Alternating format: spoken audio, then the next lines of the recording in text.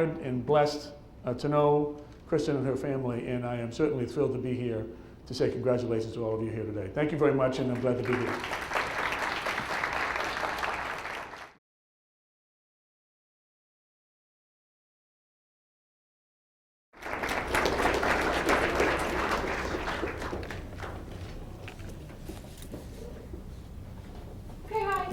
I'm Kristen. What I basically want to talk to you about today is how important good mental health is, especially for women with disabilities.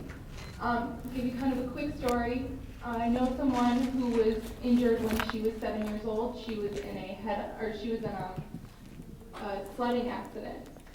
And unfortunately, she doesn't really have any self-esteem, and she doesn't really have a love for life. And because of that, she's ended up in the hospital several times because she really doesn't take care of herself. And I think that all these things that are really important for us to do, like exercise and, weight shifts all the time and checking your skin for breakdown and just doing well in school in general, all comes from self-esteem. And I think being a mentor is really, really important to either newly injured women or kids from, when they're 5. I wish I had someone from when my injury happened telling me, this is what's going to happen as you're getting older. Relationships are going to be hard.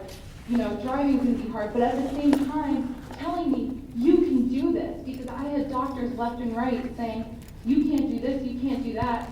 And I got into a funk.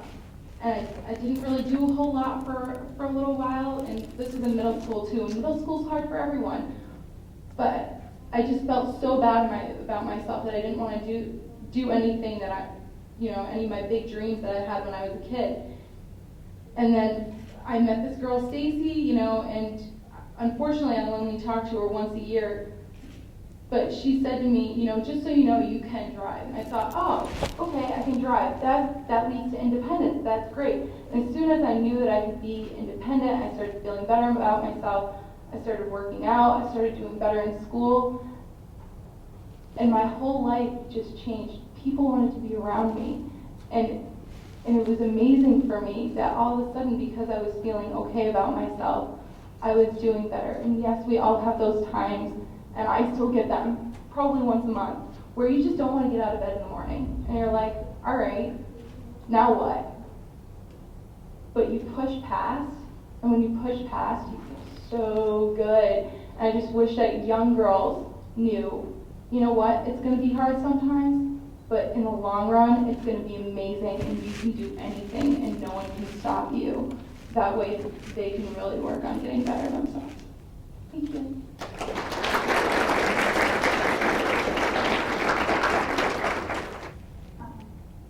Hello, I'm Carmen. My main speech is about getting a job after college.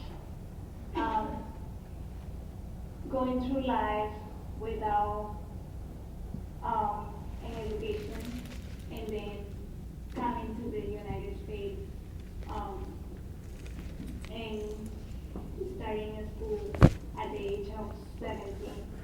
I believe that people with disabilities, we need to be more productive in life, and after graduation, we are forced to stay with the system just because if we make too much money, then our health insurance will go into jeopardy, or we will be, like for me, for example, I depend on people to get me in and out of the bed, and it's impossible.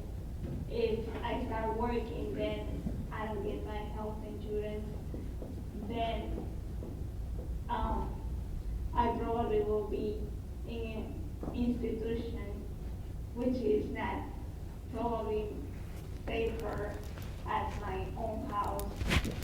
Now I'm able to live by myself and not get worried about how I'm gonna pay for this, pay for that. But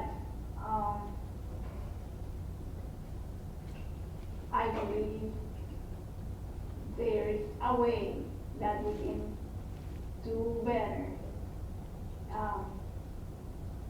with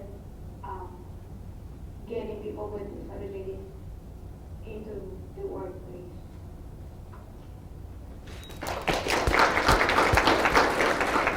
Hi, I would like to talk about adoption today because there are many children out there in the world, specifically 20,000, who are abandoned, with 7,000 alone in Massachusetts. And there are 1 million who are actually adopted.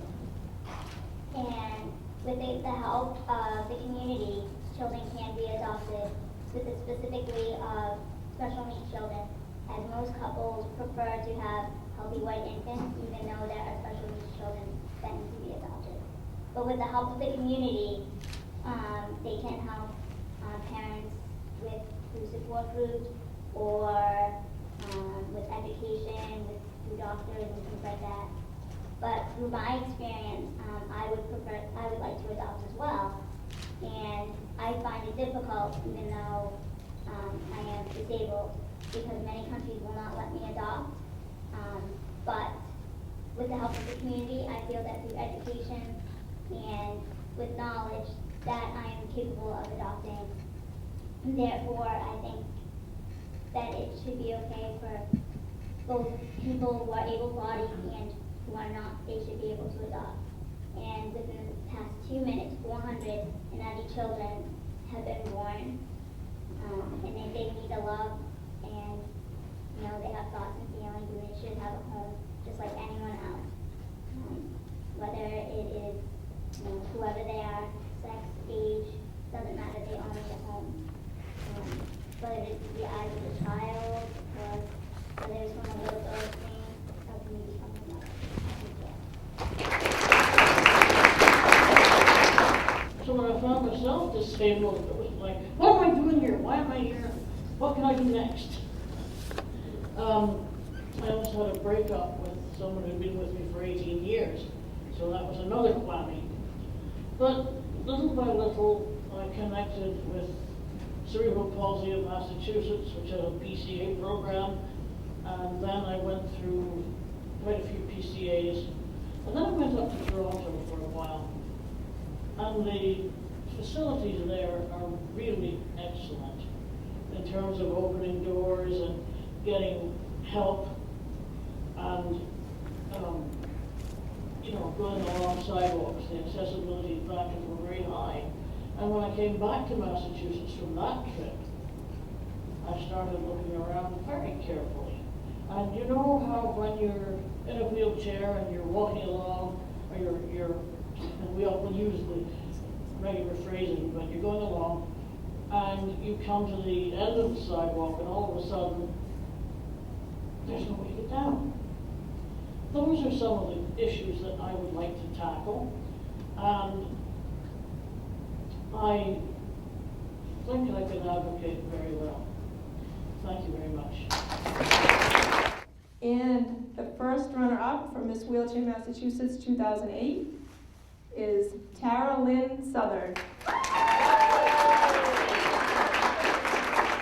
And now the winner of Miss Wheelchair Massachusetts 2008, please welcome Kristen Parisi. So I really, really, really, really appreciate it, and I'm looking forward to it. And Kristen, you better plan on helping me along the way. I'll be there. Oh, congratulations. And I'll be seeing Kristen in Washington, D.C. this July as she competes for Miss Wheelchair America 2009. So let's give her all support.